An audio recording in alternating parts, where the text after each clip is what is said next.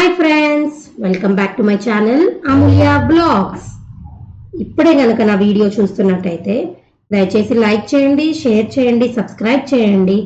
అలాగే పక్కనున్న గంట సింబల్ని గట్టిగా కొట్టండి ఫ్రెండ్స్. అప్పుడే నా వీడియో నోటిఫికేషన్స్ మీకు వస్తాయి. ఇప్పుడు నేను నా అనాలిసిస్ ప్రకారం 14th వీక్ నామినేషన్స్ లిస్ట్ చెప్తున్నాను ఫ్రెండ్స్. అండ్ దీంట్లో 2 సినారియోస్ ఉన్నాయి ఫ్రెండ్స్. ఫస్ట్ సినారియో ఏంటంటే టోటల్ గా మనకి ఇప్పుడు హౌస్ లో 13th వీక్ ఎలిమినేట్ అయిపోయిన వ్యక్తి తర్వాత ఇప్పుడు 6 మెంబర్స్ ఉన్నారు కంటెస్టెంట్స్ హౌస్ లో. ఈ 6 మెంబర్స్ లో ఆల్రెడీ అఖిల్ మనకి తెలిసిందే టాప్ 5 లోకి డైరెక్ట్ గా వెళ్ళిపోయారు. ఇంకా దీని తర్వాత ఉన్నది 5 మెంబర్స్ ఫ్రెండ్స్.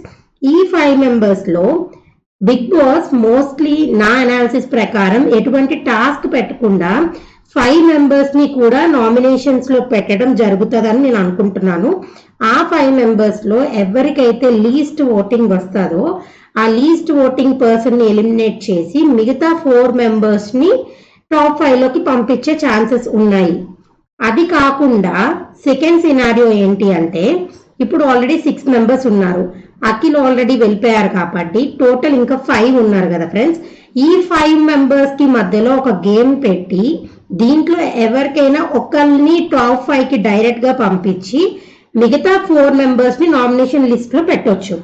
ఆ 4 మెంబర్స్ లో ఒకరికి తక్కువ ఓటింగ్స్ వచ్చిన వాళ్ళు ఎలిమినేట్ చేసిన తర్వాత మిగతా ముగ్గురిని డైరెక్ట్ గా టాప్ 5 లోకి పంపించవచ్చు. ఈ 2 ఛాన్సెస్ ఉన్నాయి ఫ్రెండ్స్ మనకి.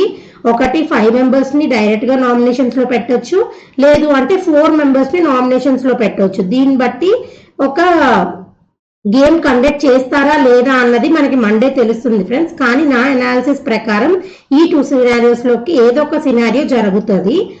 ఇది మీ ముందుకు నేను తీసుకొద్దామని అనుకుంటున్నాను.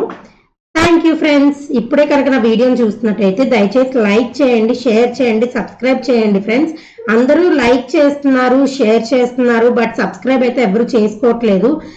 నాకు మోటివేషన్ రావాలంటే మీరు సబ్స్క్రైబ్ చేస్తేనే ఇలాంటి ఇన్ఫర్మేషన్ మరెన్నో మీకు చెప్పగలుగుతాను.